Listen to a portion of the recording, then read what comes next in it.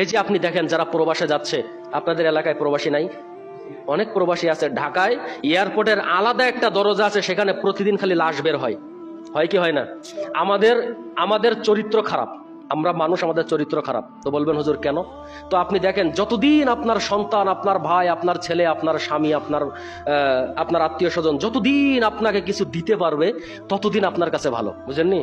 কারণ বোনের বিয়ে বলছে, ভাই আমাকে এখন 1 ভরি স্বর্ণ না দিলে তুমি আবার কেমন ভাই, 10 বছর বিদেশ আছো।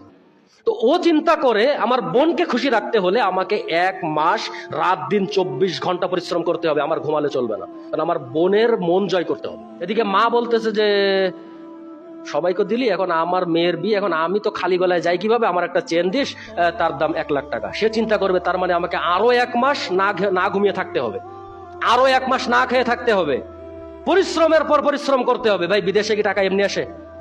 অনেকে যারা বিদেশে গেছেন বা যাচ্ছেন বা আছে, বিদেশে টাকা কিন্তু এমনি আসে না।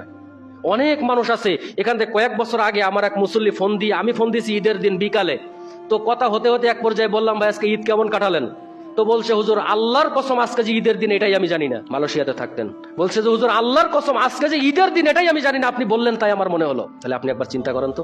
আর ওই প্রবাসে যখন আপনার ছেলে, আপনার আত্মীয় স্বজন, আপনার ভাই যখন মারা যায়, তখন ওই লাশটা আনার জন্য আত্মীয় স্বজন আর কাছে আসে না। কাছে আসে?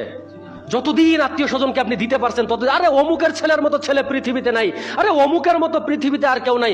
হঠাৎ করে যখন শুনতে পাবে যে রাত 11টার সময় স্ট্রোক করে মারা গেছে, তখন ওই দিক থেকে ফোন আত্মীয় স্বজনের বন্ধ হয়ে যাবে, আর ফোন ধরবে না। যে এখন লাশটা আনতে হবে 20,000 টাকা, ভাবি আপনি ধার দেন। আপনার ভাইকে বলছেন, আপনার বাবাকে বলছেন, সে বলবে না না আমার কাছে নাই, আমার কাছে নাই। এই যদি আমাদের চিন্তা চেতনা হয়, তাহলে কি ভাই আমি কি জান্নাতে যেতে পারবো? মানুষের প্রতি যদি আমার ভালোবাসা না থাকে, মানুষের প্রতি যদি আমার মহাব্বত না থাকে, তাহলে কি আমি পরকালে কি নাজাত পেতে পারবো?